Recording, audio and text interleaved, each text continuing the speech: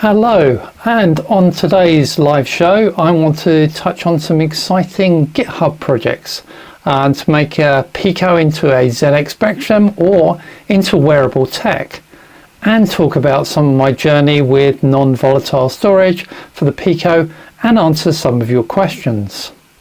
So hi, I'm John, your concierge to the world of the Raspberry Pi Pico, IoT robotics and other fun tech. And welcome to my channel, and this is my live stream where I take a slightly more relaxed look at the world of Pico. Well, slightly more relaxed for you, slightly more intense for me as I try and do all this live. So if this is your first time watching my channel, thank you very much for joining. If you're returning, thank you for coming back, and I appreciate it. And please do like and subscribe. I really do appreciate it. So hopefully I've got the sound on and everything is working well this week. Well, you know, last one of these things didn't go entirely to plan at the beginning, as we didn't actually have any sound, but hopefully that's not an issue this time. So I've got some concurrent viewers, so I'm sure people would already start shouting at me if we didn't have any sound. So hopefully we are all good.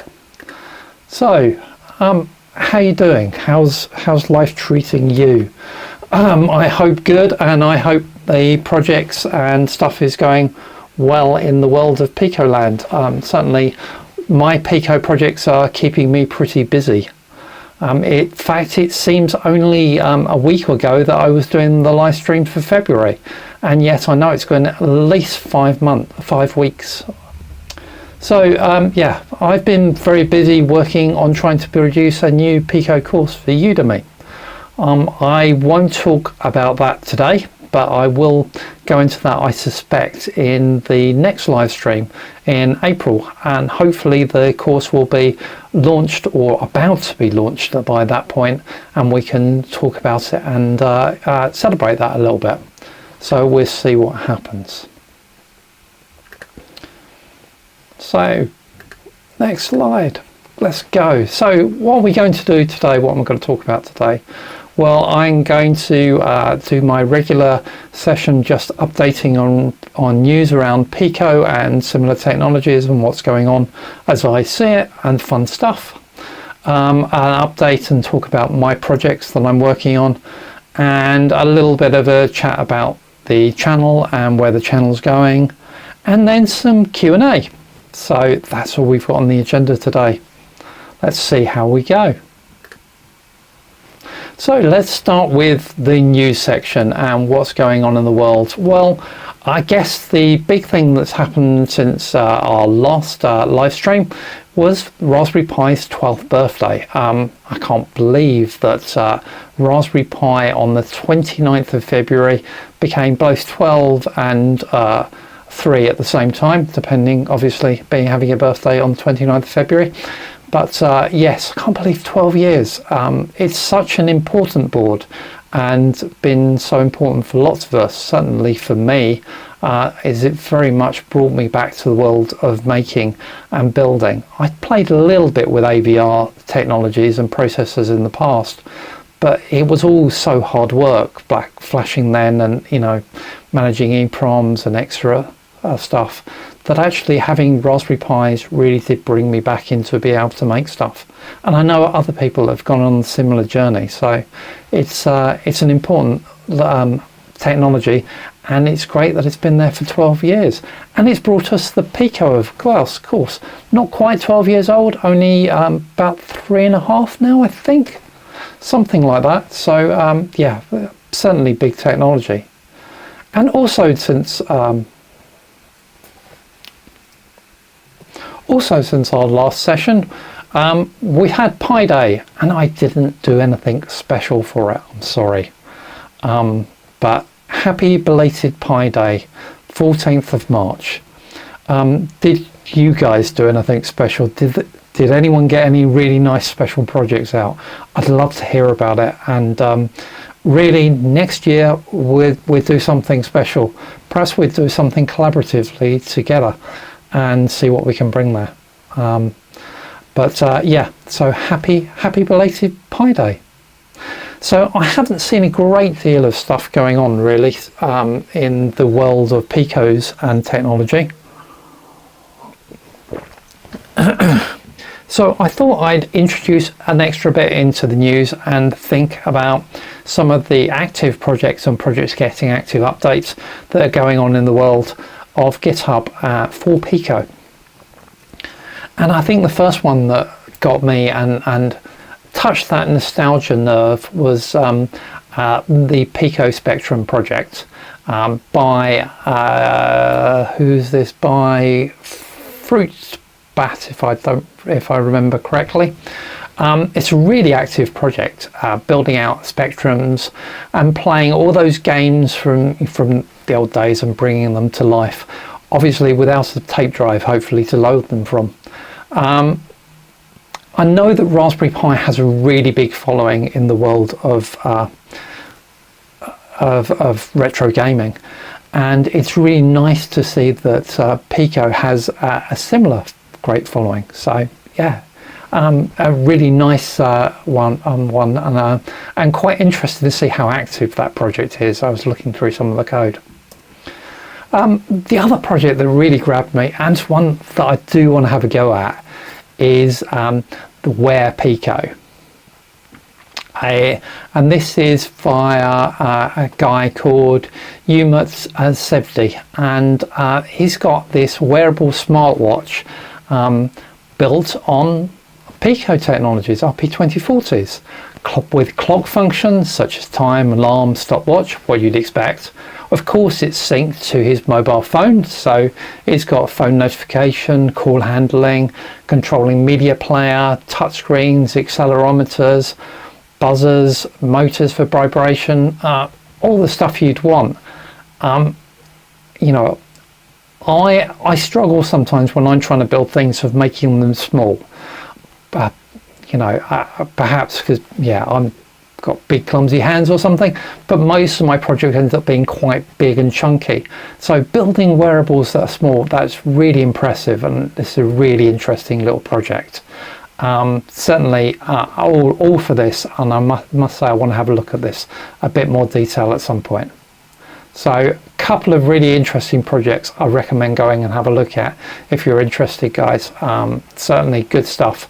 If you see anything else you think I should mention that is really great in the world of Picos, let me know, and I will I'll put it on the agenda next time.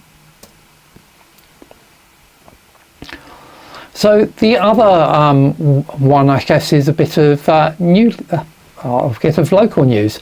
As most of you, or some of you may know, I live in Brighton, down on the south coast of the UK, round about wherever that's showing somewhere. So it's showing over there, isn't it? Over there, you can see, yes, that red arrow, that points to Brighton. And we've got a really active tech meetup community down here in Brighton, covering all the web technologies you could want, cloud, AI, and computer gaming. Computer gaming is quite big around here. What we're missing, though, I think, at the moment, and what is a tinkerers or tech tinkerers group for people like us who play around with Raspberry Pi Picos and building technologies, making software and hardware work together at that close level of embedded robotics and all of that sort of stuff. So with a few other people and the support of Silicon Brighton, we're looking to actually create a community group for those interested in making stuff. Don't quite know what the name is. We're debating names still, but it's coming together. We've got agendas, we've got ideas, we know what we want to do, we're working on venues, so this won't be long, and it will certainly cover the world of Pico and Raspberry Pi. A couple of the organisers, including me, are big Pico fans, so yes, Picos will definitely be part of it. So if you're near Brighton in the UK, do get in touch, and I'll make sure that you get an invite and you can be one of those people at our first session, exploring, learning, sharing about all of the fun stuff that we're building. So that was the news as I picked up on. I think, did I miss anything? What else is going on? I'm not particularly great at picking up on everything, so I know I do miss things, and I also don't know what everyone else is interested in. So do keep ideas coming through and tell me, because that helps me shape what's actually on the agenda and what I share at the next one of these. So yeah, get in touch, guys. So I guess that takes me to talk a bit about my projects. Now, you see a lot of my projects because a lot of them, not all of them, are my main videos and the videos I put out every week. So you will know that actually I've been completely obsessed with the concept of non-volatile storage recently, it seems. It's certainly been a really big thing for me. And it's an important thing, actually, because some of my projects that are going on in the background, not all of the ones that get shared on YouTube, actually require configuration that can be placed on by a client. And I need somewhere for storing things like Wi-Fi credentials and passwords and all of that good stuff. And so having a non-volatile storage mechanism where I can load that on separately from my code base is really quite important for the stuff I'm trying to build. And you know, so I did some work and I've shown how to store this stuff into Flash on the Pico W using C and C++. And we've also looked at how to do it via FreeRTOS. Now, certainly in single core, that was actually really easy. In dual core or SMP mode, that took me a lot longer than I thought it was. It's actually quite tricky because of the fact that actually both cores are running code directly from Flash, and you've got to actually stop both cores doing that in order to be able to write to Flash, because you can't read and write at the same time. But there are some good videos, I hope, talking through all of that and explaining it, as well as a code base and a library that I've written for my own purposes and shared with you guys, which actually shows how to use a chunk of your Flash for these purposes, and will work whether you're running bare metal or bare metal dual core, bare metal, or running FreeRTOS or FreeRTOS dual core. So it's out there. Of course, it occurred to me while I was doing all that work that actually you really only can store small stuff on Flash on the Pico and Pico W. The reason is you've only got that 2 gig of Flash. Now, I know there are Pico boards out there, and someone pointed this out on Facebook, that have a lot more Flash available to them. You can get certainly 12 gig RP2040 boards, which is great, but they're actually not Pico Ws, so they've got no Wi-Fi. So the only Wi-Fi board really we have is the Pico W, and it's only got 2 gig. So if you want a large data set, you haven't really got a hope. But we've of course got a USB port on the front of our Picos, so we can actually use that to store data on a USB drive, and I've done some work to see how easy that is, and I was really surprised. It is very easy to do and use, and so that's a great way of being able to extend the capacity and access stuff. Now, the reason I've done that is actually coming up, and it's coming up for this Thursday's video, and that's because I actually wanted to put some animations, and animations are quite big because I'm going to store lots and lots of frames of PNGs into a file and load them all and place them onto the screen in an animation sequence. So let me give you the heads up of what this is going to look like, and it's sitting behind me. So let me zoom in on that. Oh, this is dangerous, isn't it? I'm changing camera position live. So over my shoulder there, and let me make that big as well for you, because I'm sure you really want to be able to see that a bit better than that. There we go, that's a bit better. So hopefully you can still hear me and sound still okay. Good. Right, so this is the PIMoroni's Cosmic Unicorn. It's 32 by 32 bit or 32 by 32 RGB LED display. I did a review on this. I don't know whether reviews really are going to work long term on this channel, because it doesn't really get the view rates of some of my other videos, so apologize if you don't really care about these sorts of boards, but you know, it is actually just the Pico W driving that, and I wanted to see if I could actually get graphics and information on there, and that's what I'm basically storing. So I've got a whole set of image files on there, animated image PNG files that are being loaded in and displayed one after another on the display, and they're all coming in from a USB drive. So there we've got a picture of the Earth rotating, and there's a few others. I've actually generated all of these images actually in Blender, and then I'm going directly from Blender into a PNG files, and then combining all the PNG files into a single file, which I can then upload and place on a USB drive. So yeah, so that's coming up this Thursday. Don't miss it. Let me make you all feel very ill when I change the video position back. Cool, and let me transition back to that. So yes, this Thursday, take out a look, you'll see how I'm actually generating these video files, banging them onto a USB drive and loading those USB PNGs straight on into video onto my PIMoroni screen.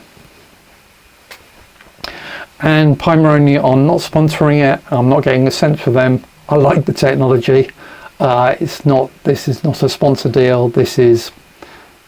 I wouldn't tell you about it if I didn't think it was good, guys. Honest. So that's that one. I'm also gone back to doing a little bit of robotics, and I'm playing around at the moment with NEMA 17 step motors to see if I can build something a little bit bigger and have some fun. That's causing me to pull a few hairs out. I've chromated a breadboard, driving 2 amps of power to a NEMA 17 through a breadboard. Got it a little bit warmer than the breadboard plastic liked. So there's still some learning on this, still enjoying myself having a learning. And generally playing with high currents is sometimes fun, I think. Certainly it's got me into trouble 1 or 2 times, but there you go. So I'll probably bring some stuff talking about stepper motors back onto the channel again at some point fairly soon. We'll see how we go. So what's my plans for the channel? What's going on? How are things evolving? What comes next? Well, I'm continuing at the moment with my current broadcast schedule. So Thursdays are always going to be my main video day, and for 2 o'clock GMT UK is when my full video blog will go out. I'm continuing to experiment with this concept of doing a 3-minute summary of it, and that will go out the following Tuesday. And then on the Sunday will be either some sort of short video in a portrait format, or it'll be a live stream like this. So it'll be a live stream once a month, short forms in between. And I'm going to continue to experiment with that. So, you know, the 3-minute video is really still work in progress to see if this works. Now, I've had some great feedback from some people saying, yes, they really like it. They like the summary file. They've liked the file, and they can get all of the ideas or the key ideas I talk about in my, full video, which can be 20 or 30 minutes long. in less than 3 minutes. But I can't say that they're also getting huge watch times either, so there's not a great deal of people watching them. So a few people like them, a lot of people are silent, who knows. Need to explore this and see how it goes a little bit more. If you've got any feelings or feedback on them, please do give it to me. I'd like to know, good or bad, if I should continue these things. They're for you, so yeah, let me know. And shorts, well, shorts I've started to experiment a little bit more with and change. So I was trying to do a tutorial in each short in under a minute, and that was really quite hard work, and I'm not sure I really quite got the engagement from you guys into that, probably because they're actually quite hard to comprehend the concept in a minute. It's very difficult for me to explain it in a minute. So yeah, I'm not entirely sure that works. So I'm trying something new at the moment and trying to make them a little bit more inspirational focused. So in the last 3 we've talked about, or I've talked about my journey into the different fields of the Pico that I've been working on, whether it be robotics or embedded systems, IoT, how I've got to them and why. And I think this has I hope this is inspirational, and I hope it's helpful, and certainly it seems to have resonated a little bit more, and I've got some higher numbers of view rates on some of those videos than I've seen previously on shorts. So perhaps they're working, and I will continue along these lines for a bit and see how they evolve. As always, feedback is great, helps me think about what to do next and how to move them forward. Do remember, as well as YouTube, I do actually try and post across other social channels as well. So you're more than welcome to follow me on Instagram, X, Facebook, LinkedIn, TikTok. I try to put out reels, which are short forms often of my YouTube videos, I know. Not exclusively, but often of my YouTube videos.